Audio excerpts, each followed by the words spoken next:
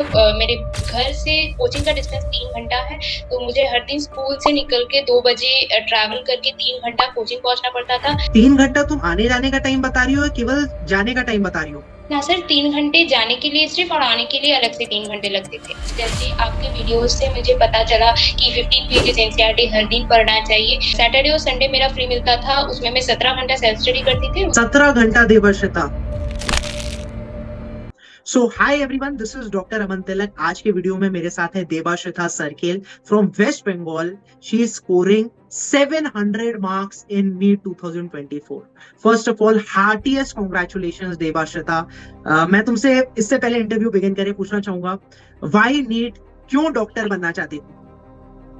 हाँ sir, actually मेरे पापा टीचर हैं और बचपन से मैं टीचर बनना चाहती थी, लेकिन मेरे घर के पास में एक दीदी रहती थी और वो नीट 2020 में वो क्रैक करके एमबीबीएस कोर्स में परस्यू कर रही थी, तो उसको देखकर मुझे काफ़ी इंस्पिरेशन मिला और वहीं से मैं इंस्पायर्ड होकर डॉक्टर बनना चाहती थी। चलो, बहुत ही अच्छी बात है। कोई स्पेसिफिक स्पेशलाइजेशन सोच के रखा है, किस चीज का डॉक्टर बनना चाहोगी या फिर अभी तक नहीं? नहीं सर, मेरी कार्डियोलॉजी में काफ़ी इंटरेस्ट है, लेकिन अभी तक मेरे ड्रीम है मैं अच्छे से डॉक्टर बन जाऊँ। चलो, ये तो बहुत ही अच्छी बात है। मैं तुमसे पूछना चाहूंगा यार, 700 नंबर आ रहे हैं, वो भी तुम्हारी फर्स्ट अटेम्प्ट में नीट में। क्या किया तुमने पिछले एक साल? How was a week? क्या तुम्हारा टाइम टेबल था? कैसा तुम्हारा, how was your week in your NEET preparation time look like? Yes sir, last 1 साल में मेरे एक्चुअली 1 वीक में मेरे 3 दिन स्कूल रहते थे और वीकडेज़ में मेरे हर दिन सैटरडे और संडे को छोड़कर हर दिन मेरे कोचिंग रहते थे। तो 3 दिन मुझे स्कूल और कोचिंग दोनों जाना पड़ता था और बाकी 3 दिन मुझे बस कोचिंग जाना पड़ता था। रहा बस सैटरडे और संडे, वो 2 दिन मेरे स्कूल और कोचिंग दोनों ऑफ होते थे। और जिस दिन स्कूल रहता था, मेरे स्कूल और मेरे घर से कोचिंग का डिस्टेंस 3 घंटा है, तो मुझे हर दिन स्कूल से निकल के 2 बजे ट्रैवल करके 3 घंटा कोचिंग पहुँचना पड़ता था, फिर कोचिंग से घर जाना पड़ता था। ऐसे 3 दिन करना पड़ता था, बाकी 3 दिन मैं बस कोचिंग के लिए आती थी और सैटरडे संडे सेल्फ स्टडी के लिए। अच्छा, तो ये बताओ मुझे, 3 घंटा तुम आने जाने का टाइम बता रही हो या केवल जाने का टाइम बता रही हो? ना सर, 3 घंटे जाने के लिए सिर्फ और आने के लिए अलग से 3 घंटे लगते थे। अच्छा, तो तुम्हारी 5 बजे से कोचिंग स्टार्ट होती होगी, 5 से आई बिलीव शाम को टाइम होता है, 5 से 8। तो तुम फिर घर तो 10-11 बजे तक पहुंच पाती होगी। यस सर, हर रोज मैं स्कूल से 2 बजे को निकलती हूँ, 5 बजे को कोचिंग में एंटर करती हूँ, 8 बजे को मेरा छुट्टी होता है कोचिंग से, फिर मैं 11 बजे तक घर पहुँचती हूँ, फिर 1 घंटा थोड़ा स्टडी करती हूँ, फिर नेक्स्ट डे के लिए रेडी हो जाती हूँ। ये तो मैंने फर्स्ट टाइम इस तरीके का सुना कि 6 घंटा तुम्हारा ट्रैवलिंग में जा रहा था। And hats off to you, इतनी मेहनत और इस डेडिकेशन के साथ तुमने नीट की प्रिपरेशन की, और आने के बाद भी तुम जो बता रही हो 1 घंटा पढ़ती थी, दैट इज नॉट इजी। मुझे पता है वो जो लास्ट का 1 घंटा लगता है कि यार नहीं बस सो जाओ, और फिर आप जब 1 घंटा पढ़ने के बाद सोती हो तो जो अच्छा लगता है, आंख बंद करके जो अच्छा लगता है, खुद मैं समझ सकता हूँ वो चीज। अब मुझे ये बताओ कि फिर तुम हर दिन कैसे पढ़ती थी, मतलब how was a day in your life look like? हाँ सर, हर दिन मैं सुबह 5 बजे उठती थी और ऐसे जिस दिन मेरा स्कूल होता था, कोचिंग होता था, दोनों ही होता था, तो सुबह 5 बजे उठ के मैं 2-3 घंटा पढ़ती थी और जैसे आपके वीडियोज़ से मुझे पता चला कि 15 पेजेज़ एनसीईआरटी हर दिन पढ़ना चाहिए, तो वैसे मैं वो सुबह के जो 2-3 घंटा मुझे मिलते थे, उसमें मैं इफेक्टिवली 15 पेजेज़ ऑफ एनसीईआरटी पढ़ती थी और 15 पेजेज़ ऑफ एनसीईआरटी पढ़ के जो पेजेज़ मैं पढ़ी, उसके क्वेश्चंस मैं ट्रैवलिंग के टाइम में करती थी। तो ऐसे में स्कूल जाने के बाद 2 बजे के बाद तो मेरा ट्रैवलिंग होता था आफ्टरनून में, तो सुबह में जो पढ़ के आई हूँ उसका ही क्वेश्चंस मैं एनसीईआरटी अभ्यास बैच के जो फिल्टर लगा के जो क्वेश्चंस हैं वो सारे प्रैक्टिस करती थी। फिर कोचिंग से निकल के जो सेकंड वाला ट्रैवलिंग का टाइम होता था घर जाने के लिए, उसमें भी मैं क्वेश्चंस लगाती थी। अच्छा, चलो ग्रेट।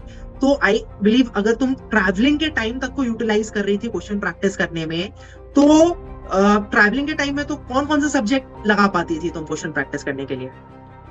हाँ सर, तो ट्रैवलिंग के टाइम में मैं मेनली इनऑर्गेनिक केमिस्ट्री से पहले मैंने स्टार्ट करती थी और फिर ऑर्गेनिक केमिस्ट्री और बायो के मैं हर रोज गोल सेट करती थी कि आज मुझे इसी चैप्टर का 15 पेजेस पढ़ना है और मैं ये सफर के टाइम पे वही चैप्टर्स के सारे क्वेश्चंस में लगाती थी।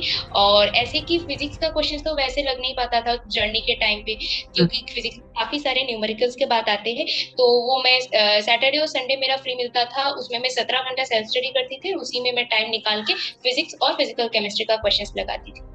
17 घंटा देवर्षिता, अमेजिंग। मतलब मैं भी जब पढ़ता था 13-14 घंटे के बाद ना बहुत मुश्किल हो जाता है वो 1-1 घंटा ना, it is like very difficult. तुम्हें अपनी पर्सनल जो टाइम होता है उसको कहीं ना कहीं कॉम्प्रोमाइज करते जाना पड़ता है जैसे ही तुम 14 घंटे के ऊपर जाते हो। एंड 17 घंटा तो इज लाइक कमेंडेबल। तो अब ये बताओ मुझे कि अब तुम जो है फिजिक्स और फिजिकल केमिस्ट्री, क्या उसमें भी तुमने एनसीईआरटी अभ्यास बैच यूज किया? हाँ सर, मुझे मुझे फिजिक्स और केमिस्ट्री के जो एनसीईआरटी अभ्यास बैच के जो क्वेश्चन थे वो मुझे काफी अच्छे लगे, और सबसे अच्छे लगे मुझे हिंट्स, टेक्स्ट सॉल्यूशंस और वो जो वीडियो सॉल्यूशंस थे।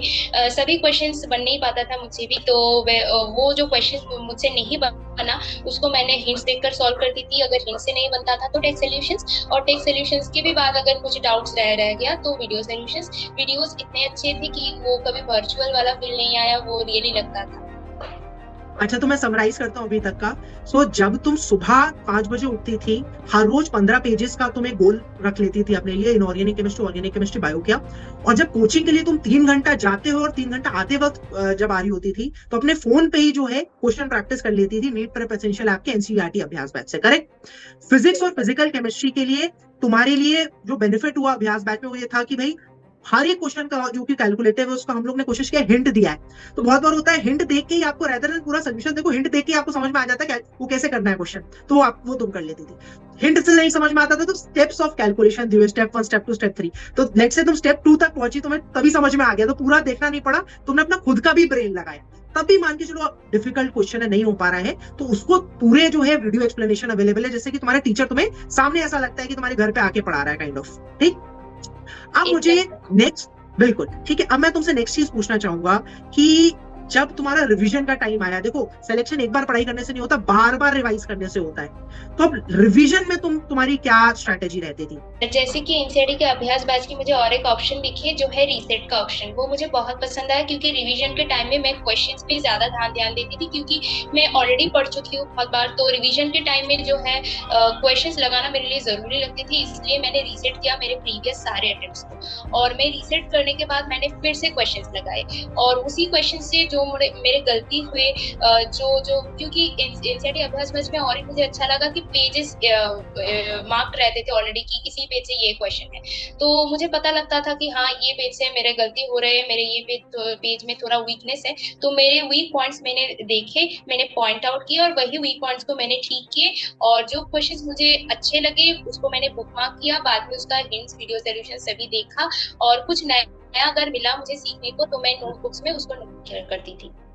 अच्छा, तो तुम्हारी ये ट्रिपल मैं कहूंगा स्ट्रैटेजी रहती थी, बहुत ही अमेजिंग, मुझे लग रहा है एक फनल डाउन अप्रोच जिसको कहते हैं, कि तुम क्या करती थी, क्योंकि तुम्हारे कंसेप्ट क्लियर हो चुके थे लास्ट के 3 महीने जब बचे हुए थे, तो अब रेदर देन तुम एनसीईआरटी को फिर से पढ़ती जो तुम्हें ऑलरेडी आती थी, अब तुम क्या करती थी कि तुम जो थे एनसीईआरटी अभ्यास बैच से क्वेश्चन प्रैक्टिस करी थी, लेट्स से 15 पेजेस के तुमने क्वेश्चन प्रैक्टिस कर लिया डायरेक्ट। अब तुमने जो क्वेश्चंस गलत किए वो स्पेसिफिक तुम्हें पता लग गया कि भाई इन पेजेस के let's say page number 221 NCERT है, इसके मैंने क्वेश्चंस इसमें गलती कर रही हूं, तो वही जो एनसीईआरटी का पेज था तुम एनसीईआरटी फिर से पढ़ लेती थी। इसके अलावा तब भी तुम्हें लगता था नहीं यार ये तो क्वेश्चन अच्छा है, इसको फिर से देखना पड़ेगा लास्ट के दौरान में, उसे तुम बुकमार्क कर लेती थी। और इसके अलावा तब भी तुम्हें लगता था कि नहीं यार इसकी एक्सप्लेनेशन में, लेट्स से अगर तुम वीडियो एक्सप्लेनेशन देखी हो या फिर टेक्स्ट सॉल्यूशन है, उसमें कोई भी ऐसा क्वेश्चन में लगता था कि नहीं यार ये तो लिखना ही पड़ेगा, इतना इंपॉर्टेंट है, भूल जाएगा, तो तुम अपनी नोटबुक में वो चीज लिख लेती थी। Is that what you are doing? Yes sir, एकदम वैसा ही था मेरा strategy.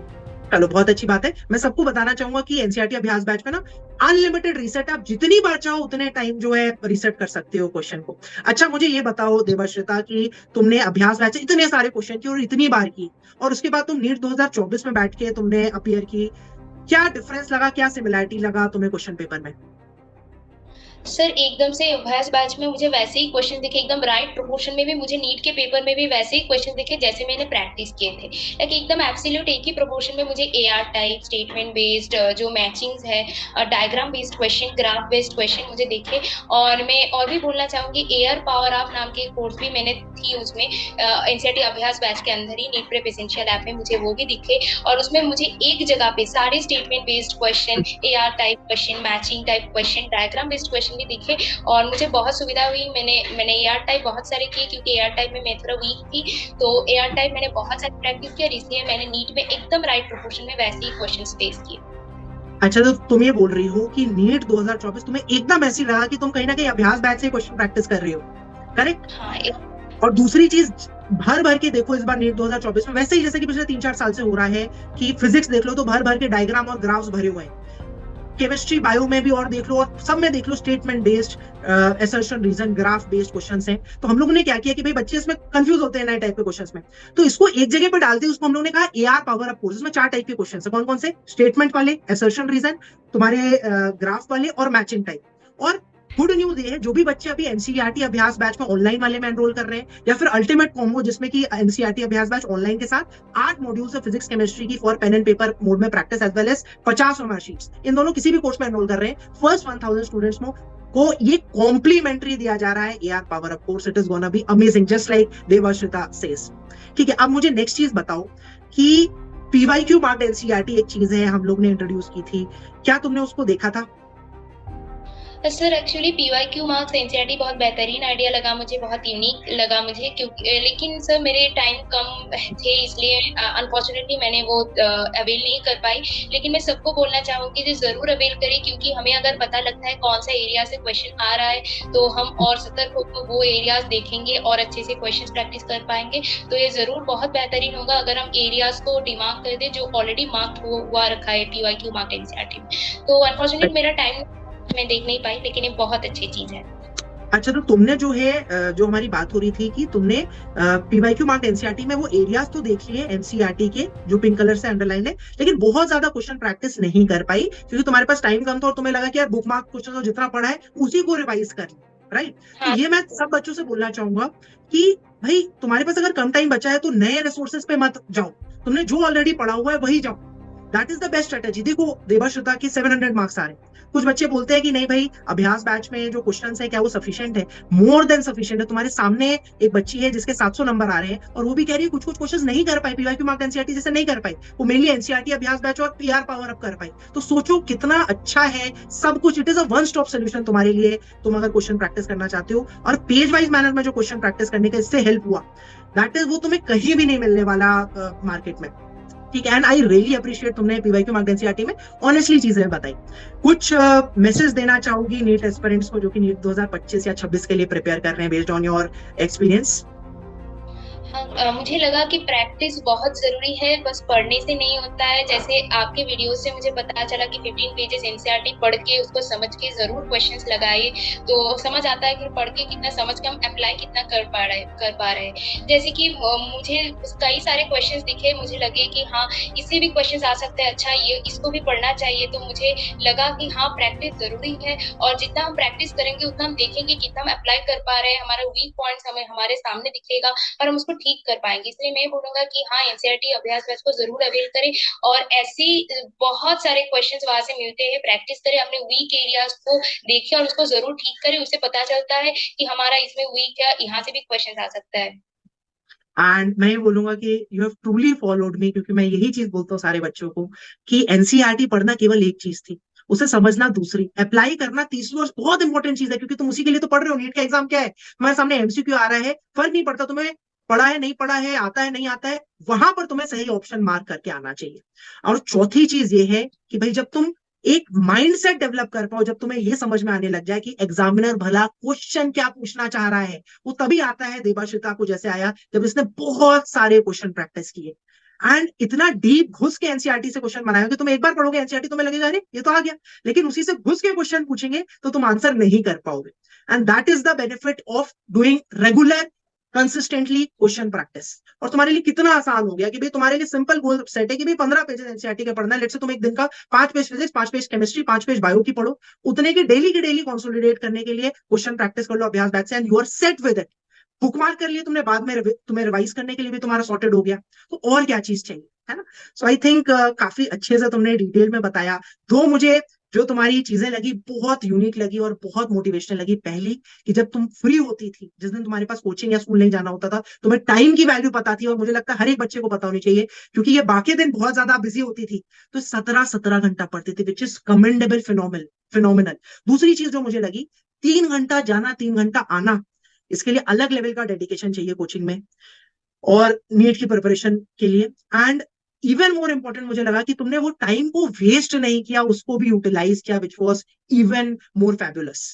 My best wishes for you Devashrita, and जो भी बच्चे ये वीडियो देख रहे हैं, आई होप कि आप सब जो है एक अच्छे डॉक्टर एक दिन बने। अगर इस बार आपका नीट में नहीं हुआ तो डोंट वरी, नीट 2025 के लिए पढ़े, बट अच्छे से पढ़ना पड़ेगा। केवल वीडियो देखने से सिलेक्शन नहीं होता, एक्चुअली पेन पेपर खोल के, अपनी बुक खोल के, टेबल चेयर पे बैठ के पढ़ोगे, क्वेश्चन प्रैक्टिस करोगे लग के, तब जाके तुम्हारा ड्रीम मेडिकल कॉलेज अचीव हो पाएगा। केवल मोटिवेशनल रील से सिलेक्शन नहीं होता, ये मैं मैसेज देना चाहूंगा। डिस्क्रिप्शन में तुम्हें सारे लिंक्स मिल जाएंगे, अभ्यास बैच के कैसे यूज करना है, कैसे एनरोल करना है, वैक्यूम मार्क्ड एनसीईआरटी कैसे यूज करनी है, सब कुछ मिल जाएगा, जाके जरूर से देख लेना। Go and enrol now. Wish you all the very best for NEET 2025 and 26 preparation, जो भी बच्चे वीडियो देख रहे हैं। And thank you so much Devashrita for taking out this time and giving us. Thank you.